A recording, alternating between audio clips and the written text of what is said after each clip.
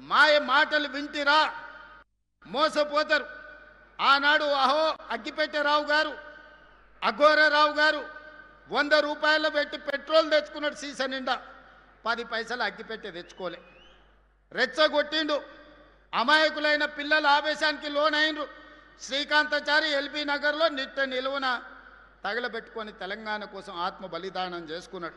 ఒక యాదయ్య, ఒక కానిస్టేబుల్ కిష్టయ్య, ఒక ఈశాన్ రెడ్డి, ఒక వేణుగోపాల్ రెడ్డి, 1200 మంది పిల్లలు తెలంగాణ రాష్ట్ర ఉద్యమంలో వీళ్ళు రెచ్చగొడితే, వీళ్ళు వీధి నాటకాలు వేస్తే ఆత్మ బలిదానాలు చేసి తెలంగాణ రాష్ట్రం తెచ్చుకున్నారు. కానీ చంద్రశేఖరరావు గారి కుటుంబంలో ఎవరికన్నా అగ్గిపుల్లంతనన్నా చేతి గాలిందా?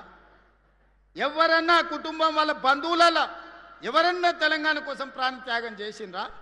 రెచ్చగొట్టాలే, మంది పిల్లలను సావగొట్టాలి, ఆ శవాల పునాదుల మీద అధికారంలోకి రావాలనేదే వాళ్ళ ఆలోచన.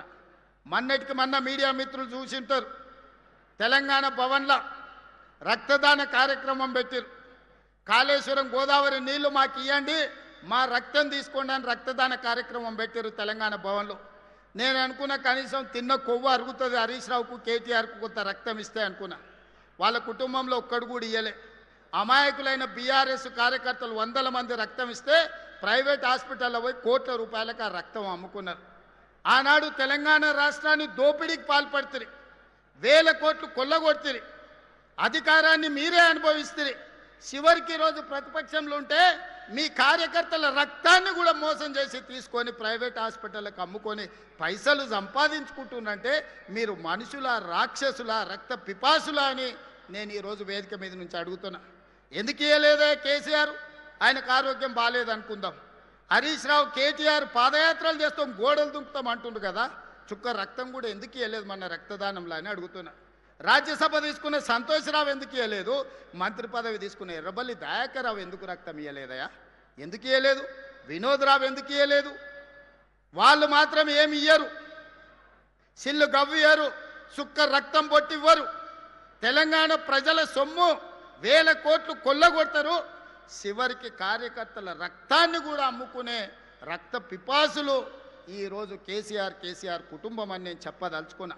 అందుకే యువ మిత్రులారా, మీ జీవితాలు నాశనం చేసుకోకండి, మీ ప్రాణాలు త్యాగం చేసుకోకండి, మీ సమయాన్ని వృధా చేసుకోకండి. మీరు ధర్నాలను, నిరసనలను పోతే పోలీసులు ఏవైనా కేసులు పెడితే మీ ఉద్యోగ ఉపాధి అవకాశాలు దెబ్బతింటాయి. ఆనాడు తెలంగాణ ఉద్యమంలో పెట్టిన కేసులు ఈనాటికి మిమ్మల్ని వేటాడుతున్నాయి. అందుకే మీ సోదరుడు మీ రేవంత్ అన్న ఇక్కడ ఉన్నంత కాలం మీ ఉద్యోగ ఉపాధి అవకాశాల కోసం 100% మీకోసం కృషి చేస్తా, మీ సమస్యల్ని పరిష్కరిస్తా అని చెప్పదలుచుకున్నా.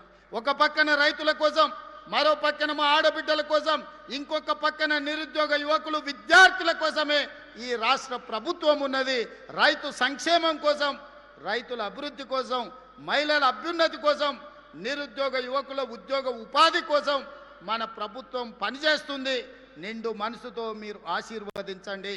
అదేవిధంగా నిన్న మన వాళ్ళు మాట్లాడి చర్చిద్దాం, సవాలు చేద్దామని శాసనసభలో. మళ్ళీ చెప్తున్న మీడియా మిత్రులారా రాసుకోండి, సెప్టెంబర్లో శాసనసభ సమావేశాలను పెడతాను.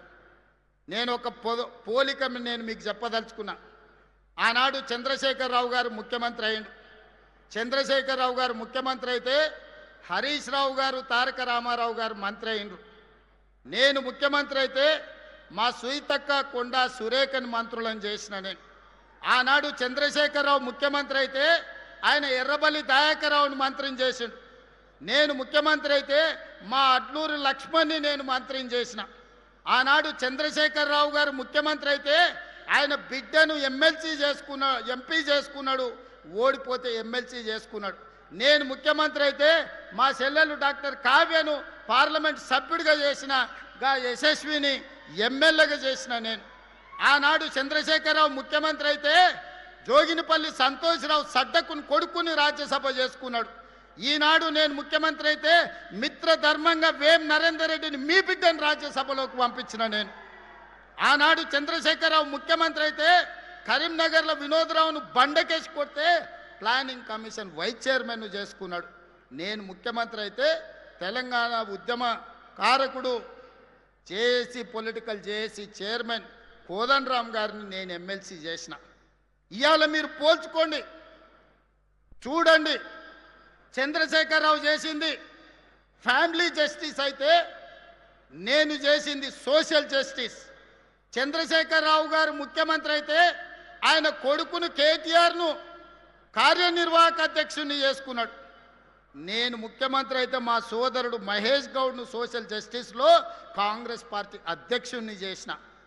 ఇవాళ మీరు చెప్పండి సోదరులారా, కేసీఆర్ అయితే కేసీఆర్ కుటుంబానికి లాభం. అదే కాంగ్రెస్ పార్టీ అధికారంలోకి వస్తే బీసీలకు, ఎస్సీలకు, ఎస్టీలకు, మైనారిటీలకు మీ కుసూర్ పాషా ఈరోజు ఒక బలమైన బాధ్యతలు ఉన్నాడు. ఒక అజరుద్దీన్ ఈరోజు ఒక మంత్రిగా రాణిస్తున్నాడు. అందుకే ఈనాడు నేను స్పష్టంగా సవాల్ విసురుతున్నా. చంద్రశేఖరరావు ముఖ్యమంత్రి అయితే ఎవరెవరికి లాభం జరిగిందో అదే ఇందిరమ్మ రాజ్యం ప్రజాపాలన వస్తే ఏ రకంగా సీతక్క, కొండా సురేఖమ్మ మంత్రులైందో, ఏ రకంగా అడ్లూరు లక్ష్మణ్ మంత్రి అయిందో, ఏ రకంగా అజరుద్దీన్ మంత్రి అయిందో, ఏ రకంగా డాక్టర్ కావ్య ఎంపీ అయిందో, యశస్విని ఎమ్మెల్యే అయిందో, వేం నరేందర్ రెడ్డి రాజ్యసభ అయిందో, లెక్కలన్నీ పక్కాగా నేను చెప్తా. ప్రొఫెసర్ కోదండరామ్ ఏ రకంగా ఎమ్మెల్సీ అయిందో, ప్రొఫెసర్ జయశంకర్ గ్రామం రెవెన్యూ విలేజ్ ఏ విధంగా అయిందో నేను లెక్క చెప్తా. ఆ గ్రామానికి మా అన్న చెప్తున్నాడు 10 కోట్ల రూపాయలు డెవలప్మెంట్కి ఇచ్చినామని. ఆయన మాత్రం చింతమడకకి ఇచ్చుకున్నాడు. అవి కూడా ఇచ్చిండో కమిషన్లు కొట్టేసిండో నాకైతే తెలియదు. అందుకే ఈనాడు మిత్రులారా, ఇది ప్రజాపాలన. ఒకటొకటిగా సమస్యల్ని పరిష్కరించుకుంటున్నాం, మెల్లమెల్లగా కూడా తీసుకుంటున్నాం. ఈరోజు బోల్తా కొట్టిన బండిని పట్టాలు ఎక్కించినాం, ఇక పరిగెత్తిచ్చుడే ఉన్నది. మీ అందరి సహకారం, మీ అందరి ఆశీర్వాదం ఉండాలి. నిండు మనసుతో ఏ విధంగా అయితే పరికాలలో మన్న ప్రకాశాన్ని గెలిపించిండ్రో రాబోయే 2029లో రెట్టించిన మెజారిటీతోని ఈ ప్రాంతంలో గెలిపించండి. ఆ పక్కన దొంతి మాధవరెడ్డి గారిని, మిగతా వాళ్ళని, వేదిక మీద ఉన్నోళ్ళని, గక్కనే మన నాయన రాజేందర్ ఉన్నాడు. వరంగల్కి అండర్ గ్రౌండ్ డ్రైనేజ్ ఇస్తే ఏం అడగను అన్నాడు. 6,000 కోట్లతో అండర్ గ్రౌండ్ ఇచ్చిన. మళ్ళీ ఎంబడే వచ్చి ఔటర్ రింగ్ రోడ్ కావాలన్నాడు, అది కూడా ఇచ్చిన. మళ్ళీ వచ్చిన అన్నగా ఎయిర్పోర్ట్ ఇస్తామంటే గది కూడా అవుతుందని ఎయిర్పోర్ట్ కూడా నేనే ఇచ్చిన. ఇవాళ రైల్వే కోచ్ ఫ్యాక్టరీ కాజుపేటలో 10 ఏళ్ళు కేసీఆర్ దిగకపోతే నేను తీసుకొచ్చి ఈరోజు పనులు ప్రారంభించిన. మీరు చెప్పండి మిత్రులారా, ఆనాటి ప్రభుత్వంలో నిజాం కాలంలో నడిచిన ఎయిర్పోర్టు బంద్ అయితే ఒక్కరోజన్న మీ దిక్కు చూసిండా? Kazipet railway coach factory Sonia Gandhi హామీ ఇస్తే ఒక్కరోజైనా దానికోసం ప్రయత్నం చేసిండా? ఎన్నడన్నా మీ అండర్ గ్రౌండ్ డ్రైనేజ్ ఉండాలి వరంగల్కి అని ఆలోచన చేసిండా? వరంగల్కి ఔటర్ రింగ్ రోడ్ ఉండాలని ఆలోచన చేసిండా? కాకతీయ మెగా టెక్స్టైల్ పార్కులో మీకు ఉద్యోగ ఉపాధి అవకాశాలు ఉండాలి అని ఆలోచన చేసిండా? సమ్మక్క సారలమ్మ మందిరం, 100 ఏళ్ళ చరిత్ర ఉన్న సమ్మక్క సారలమ్మ మందిరం వైపు కూడా మళ్ళీ చూడలే ఆనాటి ముఖ్యమంత్రి. ఈనాడు పొంగులేటి శ్రీనివాసరెడ్డి గారి పర్యవేక్షణలో అద్భుతంగా ఈరోజు సమ్మక్క సారలమ్మ మందిరాన్ని నిర్మించుకున్నాం కదా, వన దేవతలను పూజించుకుంటున్నాం కదా. ఇది మా సోషల్ జస్టిస్. సామాన్యుల కోసం పనిచేసే ప్రభుత్వం, మీకోసం పనిచేసే ప్రభుత్వం, మీలో కలిసిమెలిసి ఉండే ప్రభుత్వం. నేను వేరు మీరు వేరు కాదు, మీలో నేను ఒక్కడనే. నేను కూడా గ్రామాల నుంచే వచ్చిన, నేను కూడా పల్లెటూరు నుంచే వచ్చిన. కష్టాలు నాకు కొత్త కాదు. కష్టాలున్న పేదోళ్ళు, దళితులు, గిరిజనులు, ఆదివాసుల మధ్యలోనే పుట్టి పెరిగి వచ్చిన. అడవి జీవితం గురించి తెలుసు, ఆడబిడ్డల కష్టాల గురించి తెలుసు, అభివృద్ధి చెయ్యాలంటే కష్టపడి పనిచేసే విధానం తెలుసు. పాలమూరు అంటేనే కష్టానికి మారు పేరు. మీకోసం ఎంతైనా కష్టపడతా. వయసు ఉంది, ఓపిక ఉంది, మీకోసం పని చేయాలన్న చిత్తశుద్ధి ఉంది. మీ ఆశీర్వాదం ఉన్నంతకాలం 1000 మంది కేసీఆర్లు వచ్చిన ఒక ఎంటిక కూడా పీకలేడని చెప్పి మీ అందరి సమక్షంలో అనుకుంటున్నారు. అబద్ధాలు చెప్తే అబద్ధాల సంఘంతో నడిపితే సోషల్ మీడియాలో పెడితే దానివల్ల ఏదో ఒరుగుద్దని. ఒరిగేది లేదు, కరిగేది లేదు. మీ ఈపులు విమానమూత మోగుతాయని తెలియజేస్తూ, శాసనసభలో తేల్చుకుందామని తెలియజేస్తూ మీ అందరి దగ్గర సెలవు తీసుకుంటున్నా. ధన్యవాదాలు మిత్రులారా.